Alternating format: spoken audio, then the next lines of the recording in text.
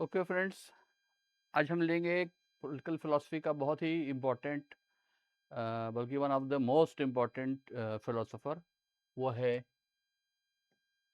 Thomas Hobbes.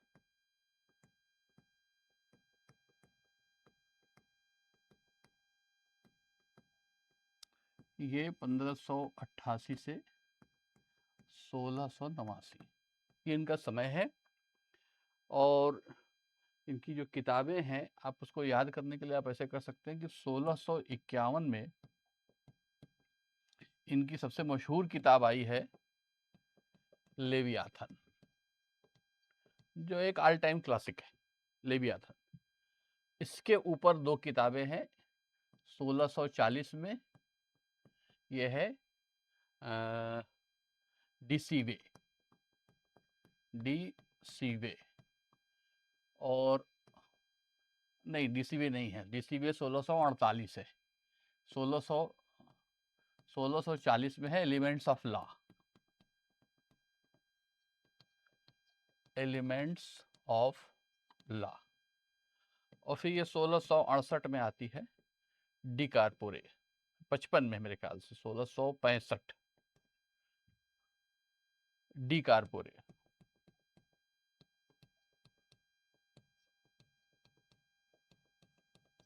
इसमें repetition है, एक ही चीज दूसरी किताबों में भी डिस्कस की गई है, इसलिए सबसे जो महत्वपूर्ण किताब है वो लेवियाथन है।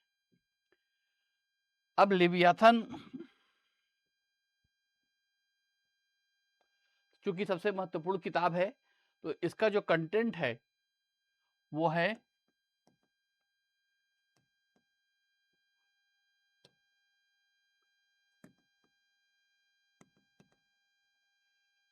भौतिकवाद,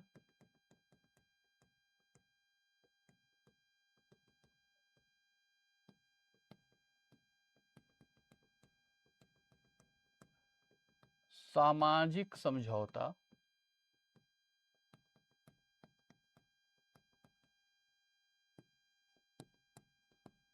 लेवियाथन यानी कॉमनवेल्थ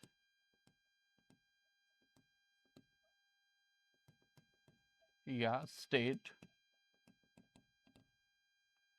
और ये चौथा आ जाता है भौतिकवाद, सामाजिक समझौता, और फिर ये ला, आज्ञाकारिता,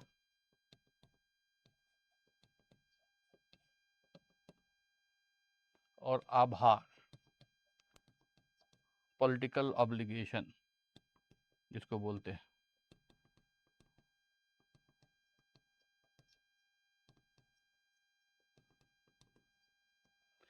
अब इसको अलग अलग क्लास में के कंटेंट के हिसाब से, लेवल के हिसाब से अलग अलग चीजें पढ़ाई जाती है। बीए फर्स्ट ईयर में आप पढ़ेंगे सिंपल जो है ये, या सेकेंड ईयर में, सेकेंड सेमेस्टर में सामाजिक समझौतावाद।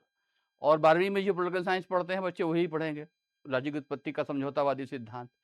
तो इसको बीए में बहुत एलिमेंट्री लेवल में समझाया जाता है कि सामाजिक समझौते से राज्य की उत्पत्ति हुई है, राज्य का निर्माण जो है वो ईश्वर ने नहीं किया है बल्कि लोगों ने मिलकर समझौते से किया है। जैसे जैसे हायर स्टडीज में हम जाते हैं पॉलिटिकल साइंस के 7th सेमेस्टर में, 8th सेमेस्टर में, ऑनर्स में जाते हैं, वैसे वैसे कोई भी फिलोसफर आगे अनफोल्ड होता है। और एमए में जाते जाते ये सब चीज़ें आती हैं। पॉलिटिकल ऑब्लिगेशन पॉलिटिकल थियरी का एक बहुत इंपॉर्टेंट चैप्टर है। तो पॉलिटिकल ऑब्लिगेशन को पहली बार तरीके जो उससे जो थ्योराइज किया था वो हॉब्स ने किया था कि हमें राज्य की बात क्यों माननी चाहिए, हमें राजाज्ञा का उल्लंघन क्यों नहीं करना चाहिए, हमें क्यों राज्य के कानूनों का पालन करना चाहिए, हमें क्यों टैक्स देना चाहिए। तो राज्य के प्रति जो हमारा ऑब्लिगेटरी नेचर है, हमारा हम जो ऑब्लिगेशन है राज्य के प्रति, हमारा हमें जो कृतज्ञता का भाव है हमारे अंदर, जो स्वाभाविक आज्ञाकारिता है, स्वाभाविक आज्ञाकारिता, ये अनिवार्य अंग है किसका, संप्रभुता का। और ये हॉब्स नहीं कह रहा है, ये बाद में जॉन ऑस्टिन जैसा संप्रभुता का चिंतक कर रहा है, जहां संप्रभु एकदम कंप्लीट हो जाता है लीगल सॉवरेंटी। यदि कोई उच्च सत्ताधारी व्यक्ति किसी वैसे ही उच्च सत्ताधारी व्यक्ति की आज्ञा पालन का अभ्यस्त न हो और उसकी आज्ञा का राजनीतिक समाज का बहुसंख्यक भाग स्वाभाविक रूप से उसकी आज्ञाकारिता का पालन करता हो, तो वह समाज राजनीतिक रूप से स्वतंत्र समाज है, और वह व्यक्ति जिसकी आज्ञाकारिता हो रही है स्वाभाविक रूप से, वह उस समाज का संप्रभु है। तो इसमें दो परिभाषा में दो चीजें आती हैं कि अगर राज्य स्वतंत्र है तो उसके पास संप्रभुता जरूरी है, यदि वह दूसरे की आज्ञा पालन का अभ्यस्त न हो तब वह स्वतंत्र है, और उसकी आज्ञा पालन उसके राजनीतिक समाज का बड़ा हिस्सा आदतन करता हो तब वह संप्रभु है। तो इसकी बात सबसे पहले हॉब्स ने कर दिया था। हॉब्स तो इसको चाहे तो आप नोट कर सकते हैं, भौतिकवाद, सामाजिक समझौता, लेवियाथन, फिर उसकी क्या राजनीतिक आभार, इस क्रम में हम चलेंगे।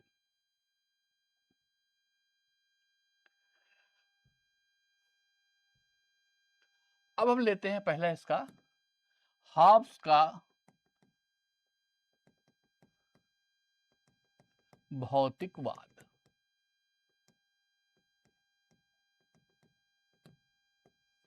अमूमन ये थोड़ा सा जटिल है, इसलिए क्या करते हैं हमारे अध्यापक भाई लोग बहुत सारे कि सिलेबस से ही गायब कर देते उसको, सीधे राजनीति सामाजिक समझौते का सिद्धांत। तो ये सामाजिक समझौता टपका कहाँ से आया, कहाँ से कुछ पता नहीं।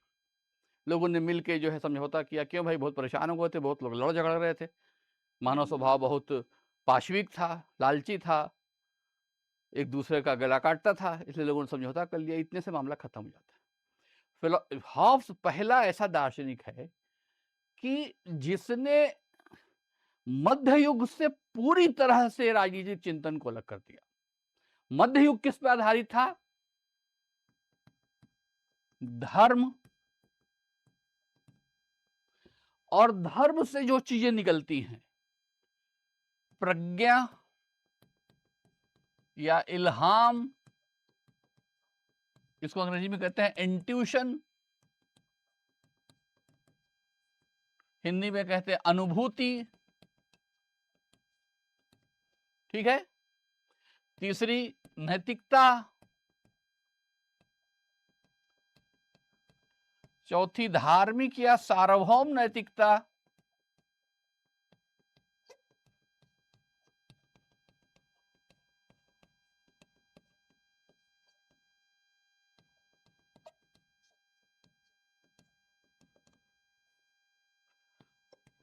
चौथा इटर्नल प्योर सोल, आत्मा। इन सब को हॉब्स ने खारिज कर दिया। अब इसको निकाल दीजिएगा आप, तो दुनिया में किसी भी धार्मिक समाज का अस्तित्व नहीं बचेगा। तो हॉब्स को आप नास्तिक विचारक भी एक तरह से कह सकते हैं, लेकिन उसने सिर्फ घोषणा नहीं की, उसने इसका वैज्ञानिक आधार बताया।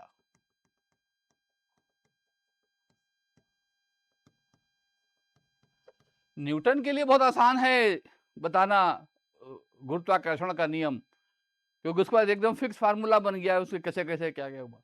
एक दार्शनिक के लिए बताना बड़ा मुश्किल है कि ये कैसे है, और उसकी बातों को काटना बड़ा मुश्किल है, हॉब्स ने जो कहा। तो इसको आप चाहे तो नोट कर सकते हैं कि धर्म, इंट्यूशन, नैतिकता, सार्वभौम नैतिकता, प्योर सोल, इन सब को हॉब्स ने खारिज कर दिया। अब कैसे खारिज किया? तो कहता है, फिर भौतिकवाद आप लिख लीजिए, फिर भूल जाने होगा, वैज्ञानिक भौतिकवाद।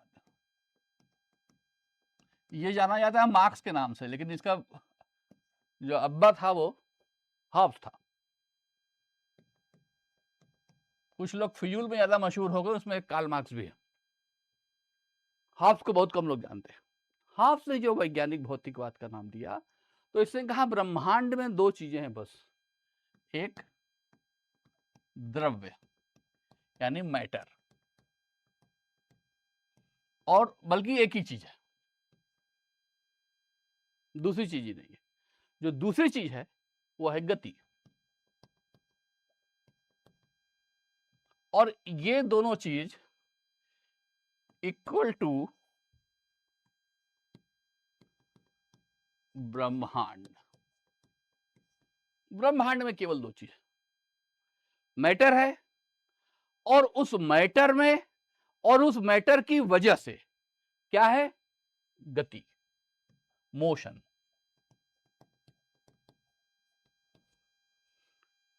सब कुछ यही है।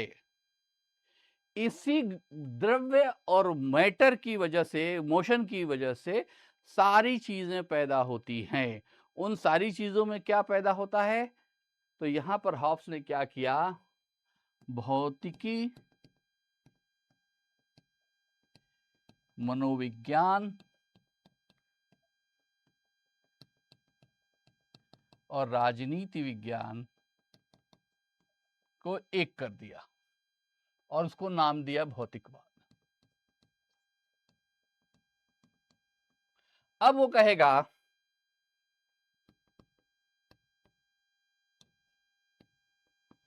मानव स्वभाव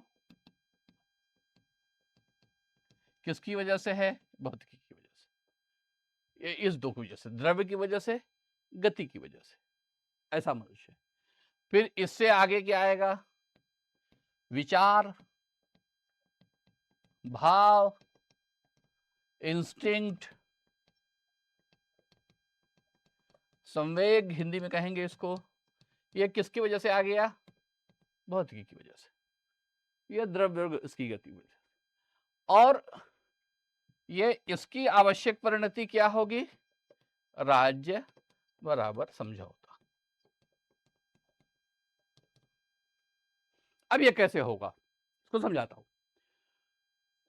वैज्ञानिक भौतिकवाद उसकी वो आधारशिला है जिस पर हॉब्स का पूरा चिंतन खड़ा है। अब वैज्ञानिक भौतिकवाद वो यह बताना चाह रहा है कि राज्य का आधार धर्म नहीं है, राज्य का आधार चर्च नहीं है, इसलिए वो बहुत पीछे से चल रहा है। उसने बिल्कुल नाल काट दिया, गर्भनाल को काट के अलग कर दिया शिशु को। लोग कहते हैं कि धर्मनिरपेक्षता शुरू होती है मैकियावली से। मैकियावली तो धर्म का उसने एक बड़ा ही लालची टाइप का दुरुपयोग करवाया राज्य से, कि धर्म का तुम मिसयूज करो लोगों को ठगने के लिए, बेवकूफ बनाने के लिए, कि राजा बहुत धार्मिक होगा तो उसको देख के प्रजा भी बहुत धार्मिक हो जाएगी। लोगों से लोग ऐसे बात तुम्हारी नहीं मानेंगे राजा की, तो धर्म के आधार पर उनसे अपनी बात मनवा लो, आराम से मान लेंगे। तो धर्म को उसने एक टूल किट के रूप में इस्तेमाल किया। किसने, मैकियावली ने। तो पहला धर्मनिरपेक्ष राज्य को इसीलिए आप देखते हैं कि हॉब्स के चिंतन के बाद ब्रिटेन में प्रोटेस्टेंटिज्म पनपा, और ब्रिटेन से प्रोटेस्टेंटिज्म जो पनपा उसने रोमन कैथोलिक ईसाइयत की चूल हिला दी, नींव हिला दी उसकी। ब्रिटेन आज भी प्रोटेस्टेंट है। ब्रिटेन के राजा के लिए अनिवार्य है कि वो प्रोटेस्टेंट ही होगा, कैथोलिक होगा राजा नहीं रहेगा। तो उसने कैथोलिक ईसाइयतवाद के विरुद्ध एक विद्रोह का दार्शनिक आधार दिया, और ये कहा कि राज्य का जन्म व्यक्तियों ने मिलकर किया है समझौते से, और व्यक्ति का स्वभाव ये भौतिक विज्ञान की देन है, ये मनुष्य का स्वभाव ये ब्रह्मांड की देन है, और ब्रह्मांड में केवल दो ही चीज हैं, वो है पदार्थ और उसकी गति। अब ये कहता है, इसको हटाना पड़ेगा, कि जो पदार्थ है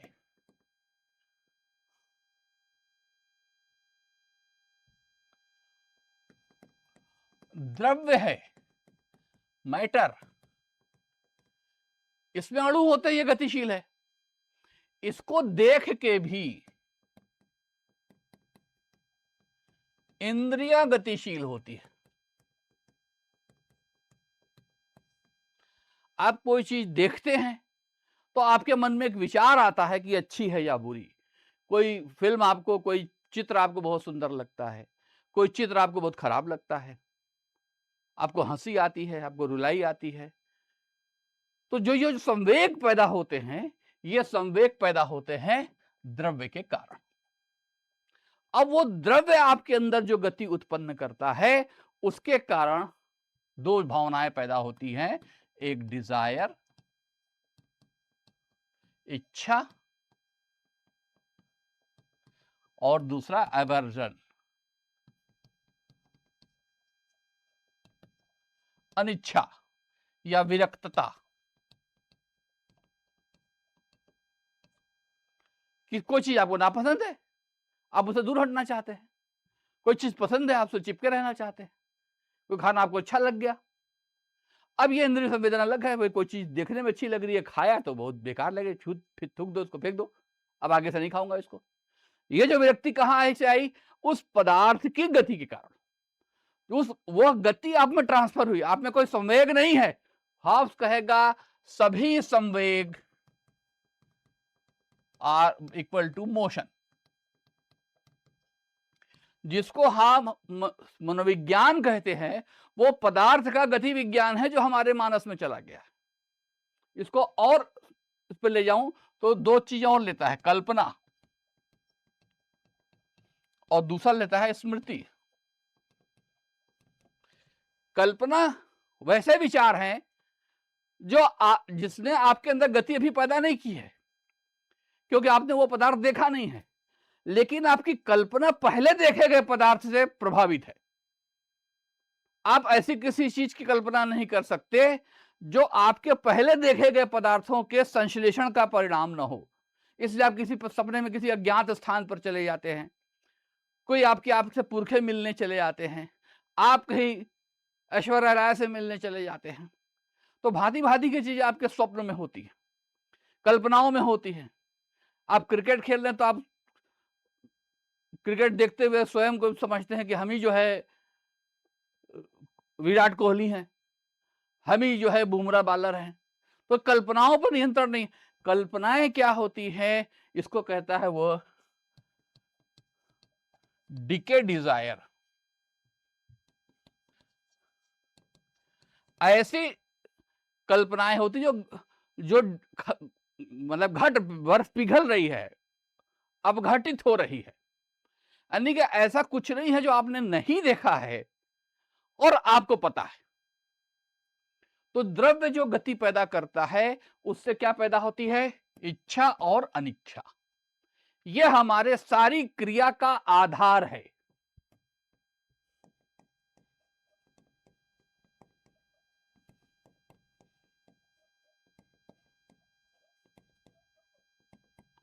समस्त क्रियाओं का आधार क्या है? इच्छा और अनिच्छा। और यह पैदा कैसे होती है? द्रव्य से और गति इंद्रिय संवेदनों से। कोई चीज आप देख के जब द्रव्य को देखते हैं, कोई पदार्थ देखते हैं, नदी, पहाड़, पेड़, पर्वत, कुछ भी देखते हैं, आपके सामने ये कंप्यूटर, पेन, सब कुछ आपको आपके अंदर एक गति पैदा करता है। अब कहता है वो स्मृति क्या है? स्मृति आपके अंदर पैदा हुई पुरानी गति है। स्मृति क्या है? आप किसी से मिले हैं, आपका कोई बच्चा है, आप सिनेमा देखने गए थे, आपके पिताजी वहां रहते हैं, आपसे कहा जाए कि आप वो देख रहे हो दिल्ली में लाल किला, हाँ लाल किले के सामने चांदनी चौक देख रहे हो, बोले हाँ। लेकिन जो नहीं गया है दिल्ली लाल किले के सामने चांदनी चौक, वो नहीं देख पाएगा। तो उसकी स्मृति में है क्योंकि वो गया है। तो ये स्मृतियां भी इसी दो का परिणाम है। तो जितनी प्रकार की भावनाएं हैं, स्वप्न है, संवेग है, भय है, लालच है, यह सब किसके कारण होता है? भय, लालच किसके कारण होता है? इच्छा और अनिच्छा के कारण। तो ये सारी चीजें, यही है विज्ञान, उसका भौतिकवाद, वैज्ञानिक भौतिकवाद, कि आप इस भौतिक जगत में है। ये जगत क्या है? पदार्थ है। ब्रह्मांड क्या है? ब्रह्मांड में अगर कुछ द्रव्य नहीं है तो वो नहीं है। आप कहेंगे गैस है, वो भी द्रव्य है। वहां द्रव्य से गैस, लिक्विड और ये भौतिक विज्ञान वाला क्लासिफिकेशन, उसको क्लासिफिकेशन नहीं दे रहा है वो। द्रव्य मतलब समथिंग एग्जिस्ट, जो अस्तित्ववान है। जो अस्तित्ववान नहीं है वो द्रव्य नहीं है, वो है ही नहीं। कहता है ब्रह्मांड में जो कुछ है वह अस्तित्वमान है, और जो अस्तित्वमान है दैट इज मैटर। अब आजकल साइंटिस्ट लोग खोज रहे हैं बोसान, क्या हिग्स बोसान, भगवान वाला मैटर, गॉड पार्टिकल, लेकिन वही पार्टिकल है। तो हॉब्स कह रहा है कि ये जो द्रव्य है ये ब्रह्मांड का आधार है, ब्रह्मांड के में हम धरती है, और ये धरती का आधार द्रव्य है, और हम जीवित प्राणी के नाते हम भी द्रव्य हैं। अगर आप जंगल में जाएं, शेर आ जाए और आप स्थिर खड़े हैं, हिल ही नहीं रहे हैं, तो अब संभव है कि शेर आप पे हमला न करे। इंच भर भी नहीं हिले आप, सूत भर भी नहीं हिले, और फिर दो चार दिन हिले ही नहीं, चुपचाप वैसे खड़े रहे पत्थर जैसे, तो सारे जानवर आपके पास से गुजरते जाएंगे, आपको कुछ नहीं करेंगे। क्यों नहीं करेंगे? क्योंकि वो आप उसके लिए एक नया ऑब्जेक्ट हो गए, एक नया मैटर हो गए, बस। अब आपके हिलने डुलने से वो गति उसके अंदर ट्रांसफर होती है, तो उसके अंदर भय का भाव पैदा होता है और वो आपके ऊपर आक्रमण कर देता है। इसीलिए सांप आ जाता है तो छछुंदर क्या बोलते हैं, मेढक उल्टा हो जाता है, कि कहते मरे हुए को नहीं खाएगा, वो मरे को नहीं, हिलना डुलना बंद कर देता है। जैसा ही हिलना डुलना बंद करता है, हिरण का बच्चा भागता है, भाग नहीं सकता है अपनी माँ जैसे वो तेज, तो वहीं पे लेट जाता चुपचाप, और अक्सर बच जाता है। क्यों? क्योंकि उसको वो ऑब्जेक्ट समझ रहा है, उसको उसमें कोई गति नहीं, इसलिए शिकार नहीं हो सकता उसका। तो ये प्रकृति जगत से अनंत उदाहरण है जिससे उसका ये भौतिक का गति विज्ञान सिद्ध होता है। अब हम आते हैं उसके मूल विषय पर, सामाजिक समझौता पर। वो कहता है जो द्रव्य है इससे जो गति है, इससे इच्छा है, ये अनिच्छा है, ठीक है, ये बराबर क्या होता है? मानव स्वभाव। अब इच्छा के कारण क्या होगा? सबको अपने फायदे की चीजें चाहिए, तो जब सबको अपने फायदे की चीजें क्या चाहिए, तो इससे क्या होगा? समान इच्छा। समान इच्छा हो गई तो क्या होगा? अनिवार्य रूप से क्या होगा? इसका संघर्ष होगा। संघर्ष क्यों होगा? क्योंकि जब कहता है ये समान मानव स्वभाव ऐसा है कि वह गति से प्रभावित है। अब गति से प्रभावित होने के कारण सब अपने लाभ की बात करते हैं, सबको कुछ ही चीज पसंद आती है।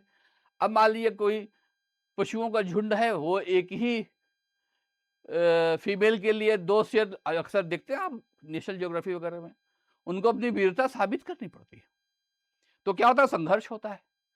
तो समान इच्छा के कारण क्या होता है? लक्ष्य की समानता। लक्ष्य की समानता क्या करता है? अनिवार्य संघर्ष की ओर ले जाता है।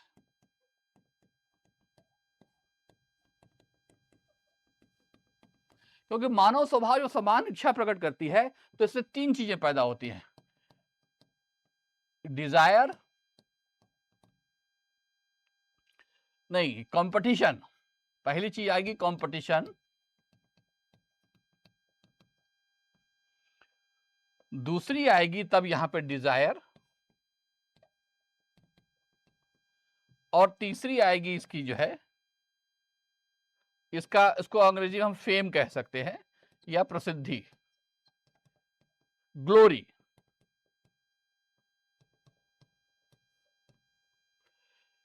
कंपटीशन क्यों होगा? क्योंकि लक्ष्य की समानता स्थापित हो गई है, हर आदमी को वही चाहिए, एक प्रतियोगिता में आ जाएगा वो। फिर क्या होगा? अब वो प्रतियोगिता में वो जीतना चाहता है, जीतनेगा तो क्या होगा? ये इसकी समान इच्छा होगी, और ग्लोरी, प्रसिद्धि। तो कहता है ये तीनों या किसी एक इच्छा के कारण या लक्ष्य की समानता में क्या होता है? संघर्ष होता है, और यहां से पैदा होती है। आपको ये भी लगे हाथ बता दें कि ये चैप्टर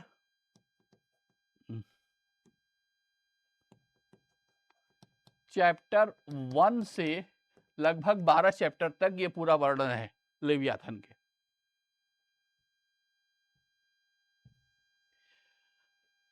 फिर आता है प्राकृतिक अवस्था।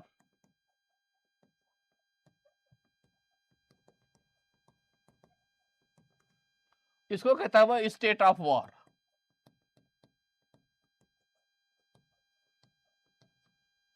प्रत्येक के द्वारा प्रत्येक के विरुद्ध लड़ा जाने वाला युद्ध।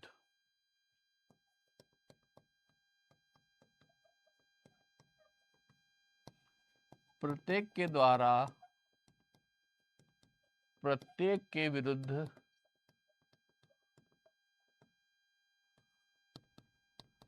लड़ा जाने वाला युद्ध, state of war. State of war क्या है? वो कहता है वॉर ऑफ वॉर। ये क्यों है? Desire of desire.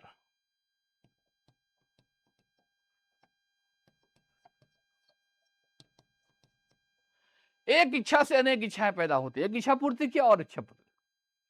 अभी सुबह का खाना ठीक से खाए नहीं और शाम की बिरयानी की का स्कीम बनने लग गया कि रात को क्या खाया जाए, ये खाया जाए, वो खाया जाए, आज दाबेली खाया जाए, आज चाट खाया जाए।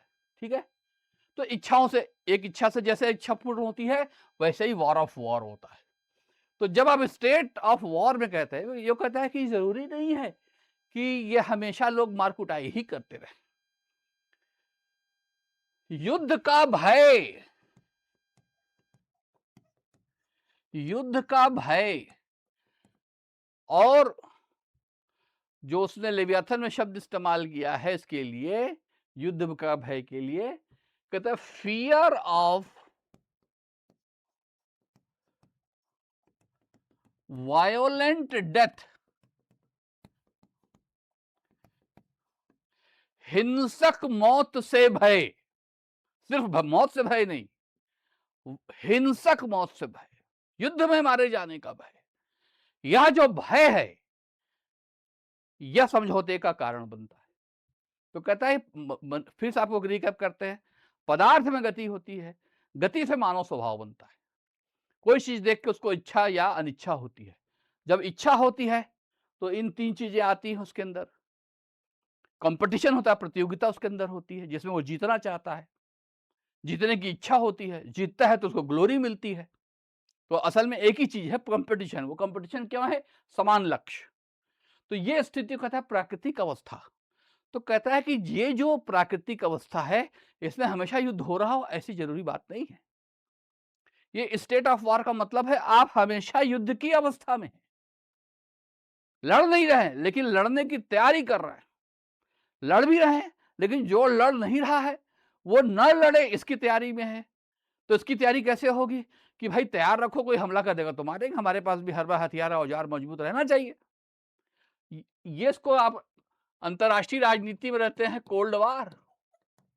कोल्ड वार क्या, हमेशा तनाव में है, परमाणु युद्ध न हो जाए। हम लोग, जब मैं पढ़ता था तो एक ही दुनिया को चिंता, पूरी दुनिया एक ही चिंता में दुबली होती रहती थी, वह है आणविक युद्ध। आणविक युद्ध हम लोगों के दिमाग में वजन हो गया था कि स्टार्ट 1 स्टार्ट 2 ये सब संधियां हो रही थी रोनाल्ड रीगन और गोरबाचेव ये लोग के बीच में। ऐसे लगा कि कल ही परमाणु युद्ध हो जाएगा, आज तक नहीं हुआ। हिरोशिमा नागासाकी के बाद दुनिया में कहीं पे भी अणु बम का इस्तेमाल नहीं हुआ। अब इसराइल को लग रहा होगा कि ये तो फिजूल ही, इतना हम परमाणु शक्ति बनाने को नहीं देंगे। ईरान को बोलते थे, वो चुपचाप मिसाइल इतनी बना लिया कि हमारी हालत खराब कर दिया। अब कह नहीं पा रहा कि मिसाइल रोको, क्योंकि मिसाइल तो ऐसा कोई खतरनाक चीज नहीं कि मानव सभ्यता खत्म हो जाए। तो वो जो युद्ध का भय है वो पूरे कोल्ड वार में था। इसीलिए हैंस जे मार्गेंथो जैसे लोग सबसे ज्यादा प्रभावित हैं हॉब्स से। हॉब्स शक्ति का दार्शनिक है, हॉब्स यथार्थवादी दार्शनिक है, हॉब्स विज्ञान का दार्शनिक है। इसीलिए भौतिकवाद ही उसका मूल चिंतन है। बाकी जो प्राकृतिक अवस्था है ये उसके आवश्यक परिणाम। इसलिए प्राकृतिक अवस्था वो जो कह रहा है वो काल्पनिक नहीं है। उसका जो मानव स्वभाव है वो काल्पनिक मानव स्वभाव नहीं कि मन आया आज किसी को हिंसक बोल दे, किसी को डरपोक बोल दे। वो कहता है मैं और मेरा सब भय जुड़वा पैदा हुए थे। तो वो कहता है कि चूंकि पदार्थ है पदार्थ में गति है, ये गति ट्रांसफर होती है किसके अंदर? हमारे इंद्रियों के थ्रू हमारे अंदर। हम उसको देख के वैसा भाव बनाते हैं। किसी बहुत दुर्दांत भयानक आदमी को देख के खुश नहीं हो सकते हम। खुश किसको देख के होंगे? कोई बहुत सुंदर व्यक्तित्व का धनी है, कुछ अच्छे विचार। तो ये अच्छाई बुराई हमारी पूर्व में स्थापित गतियां हैं। आप कहेंगे आपको कोई चीज अच्छी क्यों नहीं लग रही भाई? अच्छाई अगर आपके पदार्थ में है और उसको देख के आप अच्छा फील कर रहे हैं, तो आपको देखते ही कोई फोटो अच्छी क्यों लग जाती है? तब वो कहता है ये अच्छाई की बात जो है, ये हमारे पूर्व स्मृति की, हमारे पूर्व गति है जो हमारे अंदर आई हुई है।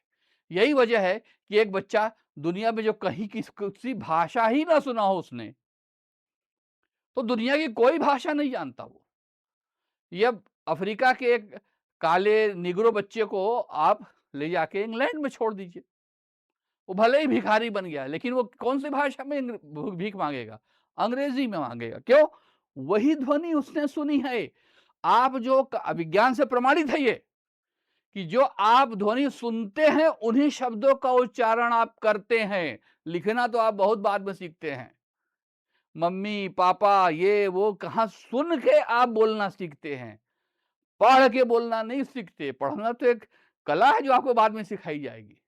पहले आप जो सुनना जो है, दैट इज मोशन, और ये मोशन आपको आपके अंदर गति प्रदान करता है।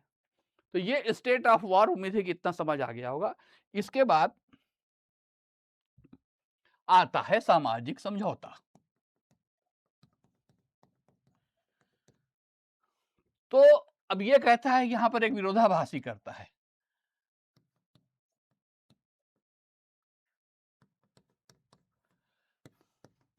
लैटिन शब्द है नेक्स नेचुरलिस।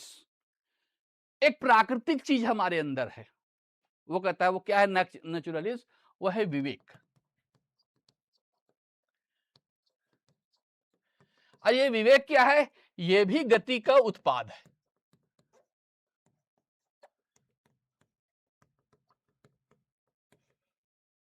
गति का उत्पाद क्यों है? और ये तो कहता है कैलकुलेटिव उत्पाद है, कैलकुलेटिव प्रोडक्ट है। क्या? रीजन, इंटेलेक्ट, सबकी धज्जी उड़ा दे रहा है आप।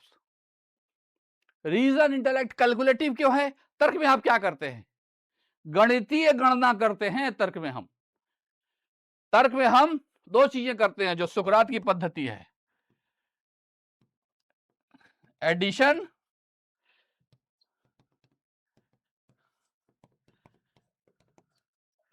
और दूसरा डिडक्शन।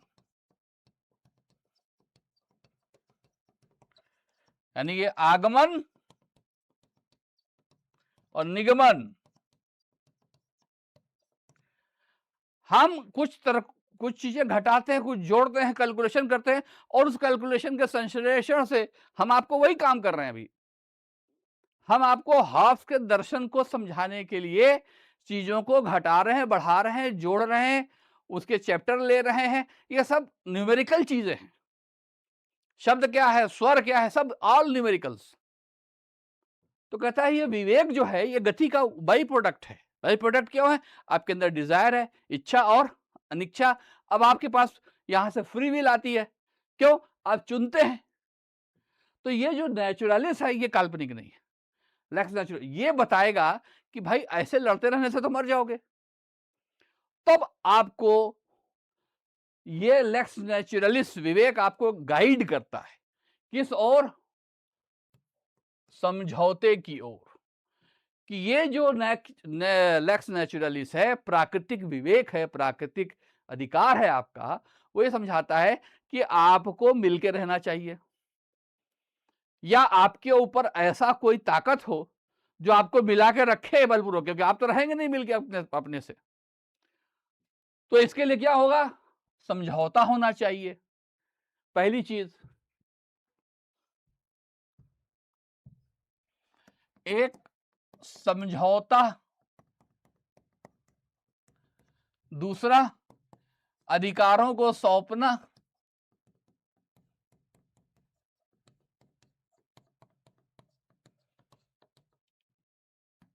तीसरा, इनका सम्मान करना।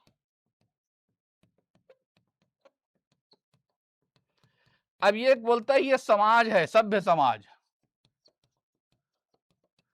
ये इससे बनता है राज्य। तो इसीलिए हम लोग जब पढ़ते थे तो बड़ा मशहूर से सवाल आता है कि हार्प्स का समझौता पूर्व सामाजिक है या पूर्व राजनीतिक है या दोनों है। तो हार्प्स का सामाजिक समझौते का सिद्धांत pre social and pre political है। समझौते से पहले न तो समाज है और न तो राज्य है। चूंकि समाज और राज्य नहीं है, इसलिए कोई नियम भी नहीं है, कोई अधिकार भी नहीं है और कोई कर्तव्य भी नहीं है। क्यों? क्योंकि मूल संवेग से संचरित होता है, गति से संचरित होता है। जब समझौता होता है तब उसको ताकत से बनाए रखा जाता है, लेवियाथन पैदा होता है और लेवियाथन सबसे समझौते का पालन करवाता है।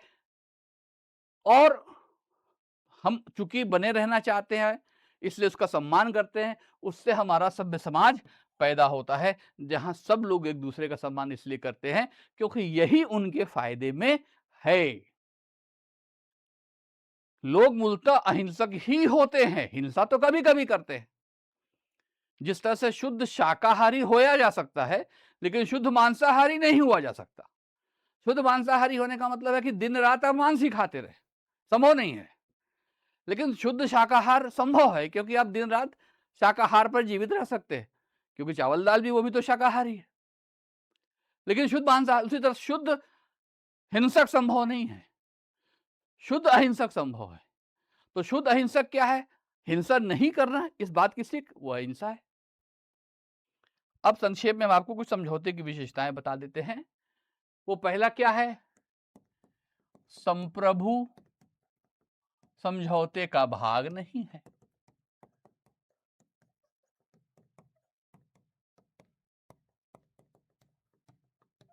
ठीक है, ये इसको इसलिए लिख रहा हूं, संप्रभु समझौते का भाग नहीं है, समझौते से बंधा हुआ नहीं है। समझौता करने के बाद कोई भी समझौते के बाहर नहीं जा सकता, उसका समझौते का उल्लंघन नहीं हो सकता। और समझौता सब पर बलपूर्वक प्रभावी है। आप नहीं मानेंगे तो बलपूर्वक तलवार के बल पर संप्रभु आपको वो बात मनवाएगा। इसलिए वो कहता है कि समझौते का आधार, राज्य का आधार, वो तलवार के बल पे वो लेवियाथन बना रहता है।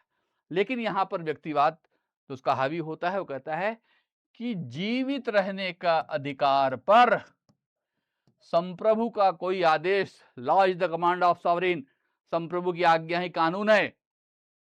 उसने कह दिया पूरब से सूरज नहीं पश्चिम से निकले, कानून हो गया वो। बाद में जब संसद के संप्रभुता स्थापित हुई जॉन लॉक के जमाने में, तो कहा गया कि संसद इतनी संप्रभु है कि वह कुछ भी घोषित कर सकती है। अगर वो आदमी को औरत घोषित कर दे तो कोई सुप्रीम कोर्ट वहां ऐसा नहीं जिसको चैलेंज कर सकता है। तो इतना संप्रभु है ब्रिटेन की पार्लियामेंट। तो ये संप्रभुता राजा से हट के पार्लियामेंट में आ गई, लेकिन संप्रभुता का विचार किसने दिया? हाफ्स ने दिया। Law is the command of sovereign, संप्रभु की आज्ञा ही कानून है। लेकिन संप्रभु की आज्ञा कहां किससे जुड़ी हुई है? Bill of rights. इसकी चर्चा हाफ्स ने नहीं किया है, ये लॉक के जमाने में आया। लेकिन बिल ऑफ राइट जिस भावना से पैदा हुआ वो जीवित रहने का अधिकार।